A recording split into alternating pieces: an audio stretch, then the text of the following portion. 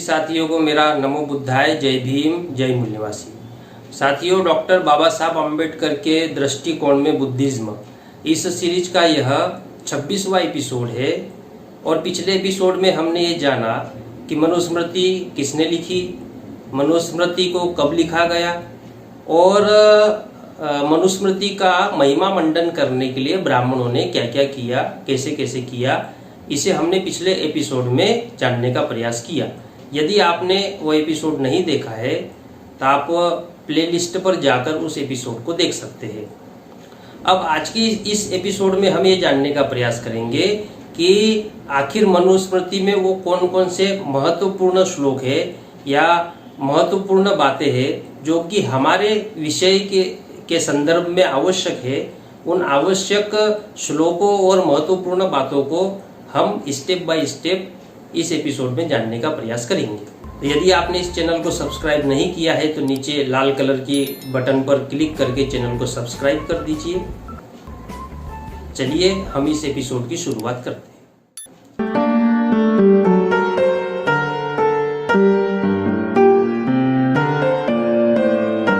तो साथियों, पहला टॉपिक है कि आखिर मनुस्मृति क्यों लिखी गई। तो हम कुछ महत्वपूर्ण बिंदुओं को इसमें जानने का प्रयास करेंगे कि आखिर मनुस्मृति लिखने के पीछे महत्वपूर्ण मकसद क्या था। बहुत सारे मकसद थे, लेकिन उसमें कुछ महत्वपूर्ण मकसद है जिनको हम एक एक करके जानने का प्रयास करेंगे। तो मनुस्मृति को लिखने के पीछे पहला मकसद था बौद्ध धर्म का विरोध करना या बुद्धिज्म को प्रभावहीन करना। ये मनुस्मृति लिखने के पीछे पहला मकसद था। अब वो मकसद मनुस्मृति कैसे पूरा करती है? तो मनुस्मृति में कुछ श्लोक है जो बुद्ध धर्म के विरोध में है। तो इसमें पहला श्लोक है, श्लोक संख्या 9.225 यानी 9.225 ये श्लोक है। और ये इस श्लोक में कहा गया है कि जो मनुष्य विधर्म का पालन करते हैं, राजा को चाहिए कि वह उन्हें निष्कासित कर दे।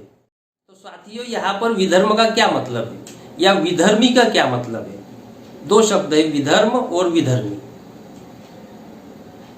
तो ये विधर्म या विधर्मी ये सापेक्षता के नियम को पालन करता है। अगर सामान्य भाषा में कहा जाए कि जैसे मान लीजिए कि मैं या हम लोग किसी सिद्धांतों को मानते हैं, विचारधारा को मानते हैं और उन सिद्धांतों और विचारधारा को धर्म का नाम दिया। अब जिन सिद्धांतों और विचारधारा को हम लोग मानते हैं, इसकी विरोधी सिद्धांतों को जो मानने वाले लोग हैं, इसकी विरोधी विचारधारा को मानने वाले लोग हैं और उस विरोधी विचारधारा को मानने वाले लोगों ने उसे धर्म कहा, तो हमारी नजर में वो विधर्म है, क्योंकि हमारे सिद्धांत और विचारधारा के विरोध में उनके सिद्धांत और विचारधारा है। और उस धर्म को मानने वाले लोग हमारी नजर में विधर्मी है। उसी तरह उनकी नजर में हम विधर्मी है या हमारा धर्म विधर्म है। तो ये विधर्म शब्द जो है सापेक्षता के नियम का पालन करता है। किसके सापेक्ष है? तो मनुस्मृति कहती है कि जो लोग विधर्म का पालन करते हैं, राजा ने ऐसे लोगों को अपने राज्य से निष्कासित कर देना चाहिए। इसका मतलब ये है कि ब्राह्मण जिस धर्म को मानने की बात करते हैं, वर्ण और जाति के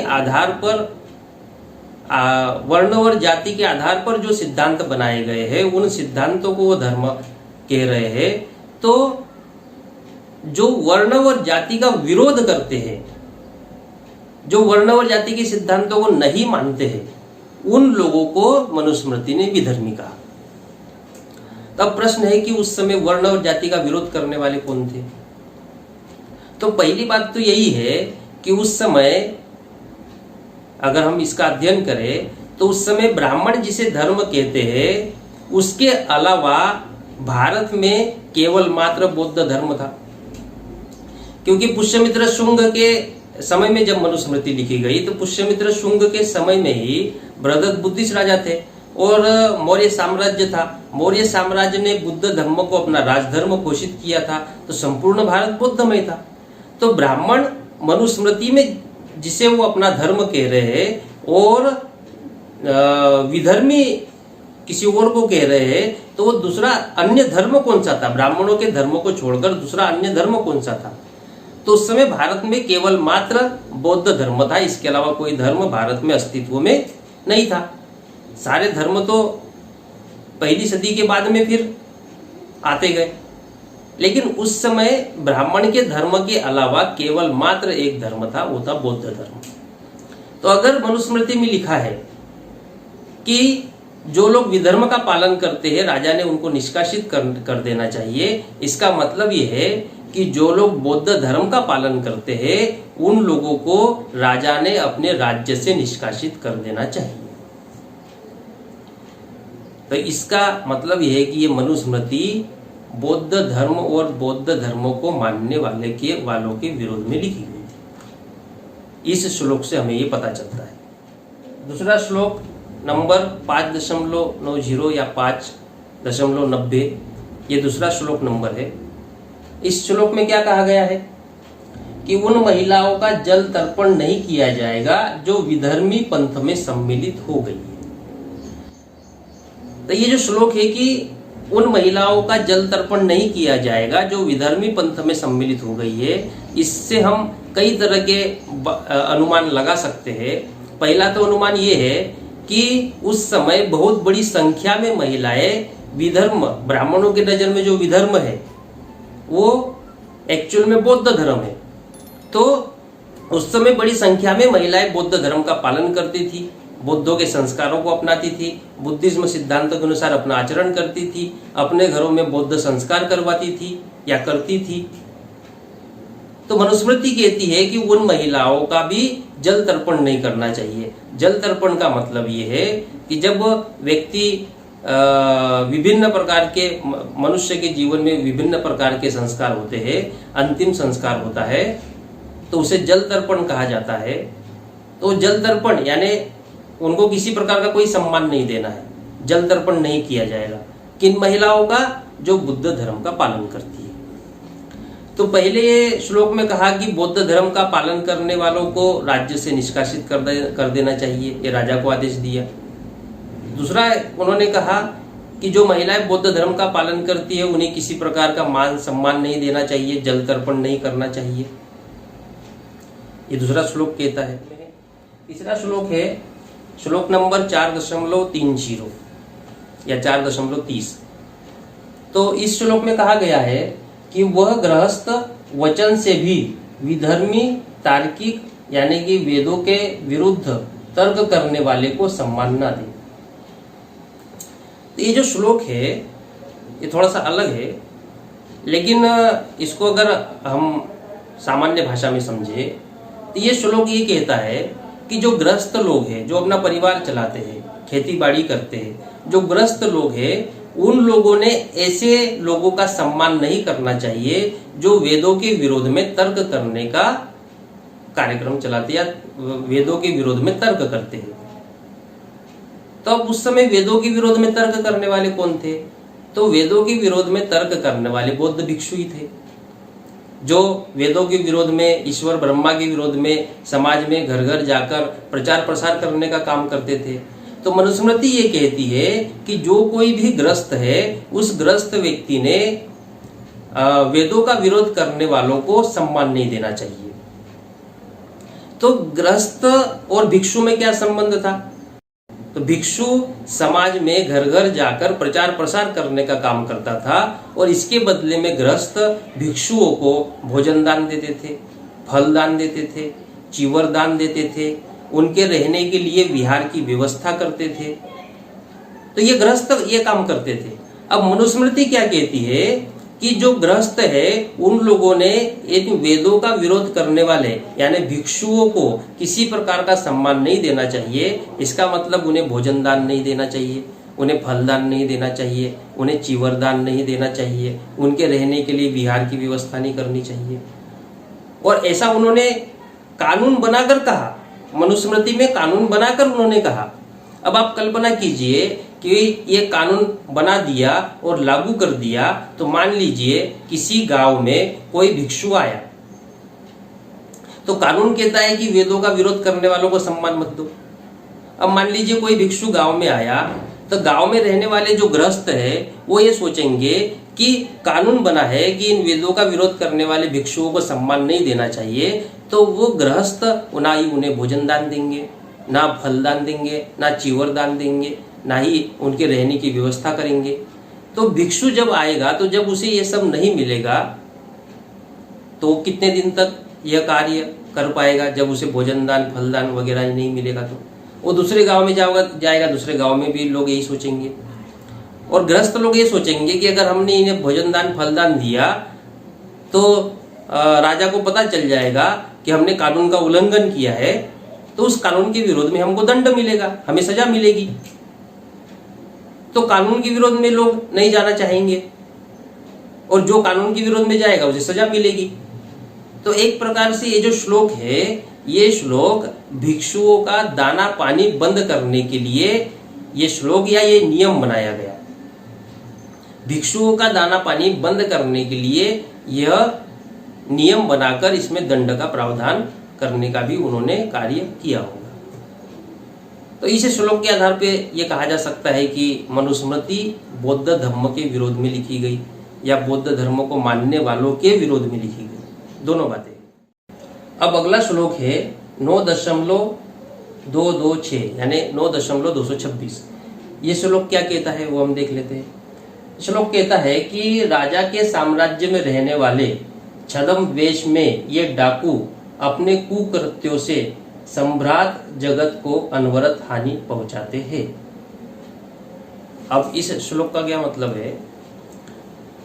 इसका मतलब ये है कि मनुस्मृति ये कहती है कि जो राजा है, जो अपना राजपाट चलाना चाहता है, तो उस राजा को निरंतर हानि पहुंचती है। उसके ये जो व्यवस्था उस राजा ने बनाई, उस व्यवस्था को निरंतर हानि पहुंचती है अगर उस राज्य में छद्म वेशी यानी वो भिक्षु जो चीवर ओढ़ते थे उन्हें वो छद्म वेशी कहते हैं। तो भिक्षु ये छद्म वेशी है, और ये अगर जिस राज्य में रहते हैं तो उस राज्य को या उस राज्य के जो सम्राट जगत यानी कि जो ऊंची ऊंची पोस्ट पर बैठे हुए हैं, उन लोगों को या विद्वानों को इससे बहुत हानि होती है, ये मनुस्मृति कहती है। और मनुस्मृति उन भिक्षुओं को डाकू कहती है, और वो भिक्षु जो समता, स्वतंत्रता, भाईचारा और न्याय पर आधारित विचारधारा का प्रचार प्रसार करते हैं, वेदों का विरोध करते हैं, ईश्वर ब्रह्मा का विरोध करते हैं, अंधविश्वास का विरोध करते हैं, उनके द्वारा ये जो कार्य किया जाता है इसे मनुस्मृति या ब्राह्मण कुकृत्य कहते हैं। और इन कुकृत्यों से सम्राट जगत को निरंतर हानि पहुंचती जाती है, और राजा के राज्य को हानि पहुंचती है, राजा के राजपाट को हानि पहुंचती है, ये मनुस्मृति कह रही है। तो इससे भी यही सिद्ध होता है कि मनुस्मृति बौद्ध धर्म के विरोध में लिखी गई है। इसका इस श्लोक के पीछे लिखने का जो उद्देश्य है वो उद्देश्य ये था कि भिक्षुओं और राजाओं को अलग अलग किया जाए। श्लोक क्या कह रहा है कि राजा के राजपाट चलाने को अनवरत हानि पहुंचती है। क्यों हानि पहुंचती है? बौद्ध भिक्षुओं के कारण। वो बौद्ध भिक्षुओं को छद्मवेशी कह रहे हैं, डाकू कह रहे हैं, और वो लोग जो काम करते हैं उसे कुकृत्य कह रहे हैं। इसका मतलब राजा और बौद्ध भिक्षुओं के बीच में दरार पैदा करना या राजा और बौद्ध भिक्षुओं को अलग अलग करने की बात ये श्लोक कह रहा है। तो ये बौद्ध धर्म को प्रभावहीन करने के लिए मनुस्मृति लिखी गई, उसका एक और उदाहरण है। अगला श्लोक कहता है 12.95 या 12.95, ये श्लोक नंबर है। ये श्लोक कहता है कि वे सभी परंपराएं और सभी दर्शन की पद्धतियां जो वेद पर आधारित नहीं है, मृत्यु के बाद कोई फल नहीं देती है, क्योंकि वे परंपराएं अंधकार पर आधारित है। तो ये श्लोक ये कहता है कि वे सभी परंपराएं और वे सभी पद्धतियां जो कि वेदों में नहीं कही गई है लेकिन फिर भी समाज में चल रही है, तो वे सारी पद्धतियां और सारी परंपराएं वो कोई किसी प्रकार का फल नहीं देती है, बल्कि वो अंधकार की ओर ले जाती है। तो वो जो परंपराएं और सिद्धांत वेदों पर आधारित नहीं थे या जो संस्कार वेदों पर आधारित नहीं थे, वो कौन से संस्कार थे? तो वो तो बौद्ध संस्कार थे। जो वेदों पर आधारित नहीं थे वो बौद्ध संस्कार थे, बौद्ध पद्धतियां थी, बौद्ध सिद्धांत थे। तो इन परंपरा, सिद्धांत और संस्कारों को आम लोगों ने, जनता ने नहीं मानना चाहिए। यानी बौद्ध परंपरा, बौद्ध सिद्धांत, बौद्ध संस्कारों को समाज ने नहीं मानना चाहिए, क्योंकि वो वेदों पर आधारित नहीं है, और अगर उनको मानते हैं तो वो अंधकार की ओर लेकर जाती है। उन परंपराओं को मानने से किसी प्रकार का कोई लाभ मनुष्य को प्राप्त नहीं होता है, ये श्लोक का कहना है। तो इससे भी ये साबित होता है कि जो बौद्ध संस्कृति थी, उस संस्कृति के विरोध में मनुस्मृति लिखी गई, ताकि लोग बौद्ध संस्कारों को, बौद्ध परंपराओं को मानना छोड़ दें। इसके लिए कानून बनाकर, उसमें कानून का प्रावधान किया गया, और कानून बनाकर बौद्ध संस्कारों से लोगों को अलग करने का प्रयास किया गया। ये भी एक उदाहरण है कि मनुस्मृति बौद्ध धर्म के विरोध में लिखी गई। अगला श्लोक है 12.96। तो श्लोक नंबर 12.96 कहता है कि वे सभी सिद्धांत जो वेद के विरुद्ध है शीघ्र ही मिट जाते हैं, वे व्यर्थ है, झूठे हैं। इसका क्या मतलब है? यहाँ पर मनुस्मृति उन सिद्धांतों की बात कर रही है जो वेदों के विरोध में है, और वे सिद्धांत केवल बौद्ध सिद्धांत ही है जो कि वेदों का विरोध करते हैं। मतलब बौद्धों के सिद्धांतों को व्यर्थ, झूठा साबित करने का काम या झूठा सिद्ध करने का काम मनुस्मृति यहाँ करते हुए दिखाई देती है। तो कानून बनाकर बौद्ध सिद्धांतों को झूठा साबित करने का काम मनुस्मृति कर रही थी।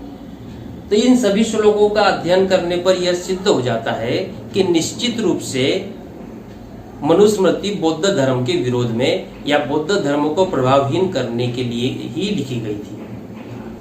तो मनुस्मृति के एक अन्य टीकाकार है जो मनुस्मृति के ऊपर टिप्पणी जिन्होंने की है, वो प्रसिद्ध टीकाकार है कुल्लुक भट्ट।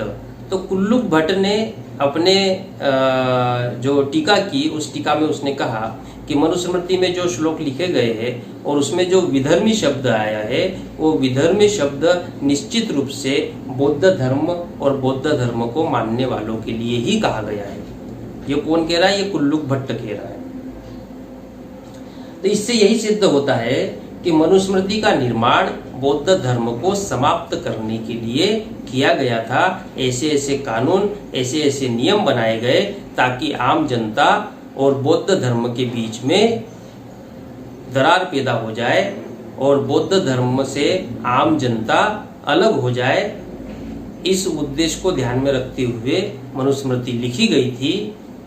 इन कुछ श्लोकों से इस बात को सिद्ध किया जा सकता है, ये बात साबित होती है कि मनुस्मृति बौद्ध धर्म के विरोध में लिखी गई थी। तो आज के एपिसोड में इतना ही। अगले एपिसोड में हम ये जानने का प्रयास करेंगे कि मनुस्मृति ने ब्राह्मणों को श्रेष्ठत्व हासिल करने में कैसे सहायता की। आखिर ब्राह्मणों को श्रेष्ठ कैसे बनाया, इसको हम अगले एपिसोड में जानने का प्रयास करेंगे। तब तक के लिए सभी साथियों को नमो बुद्धाय, जय भीम, जय मूल्यवासी।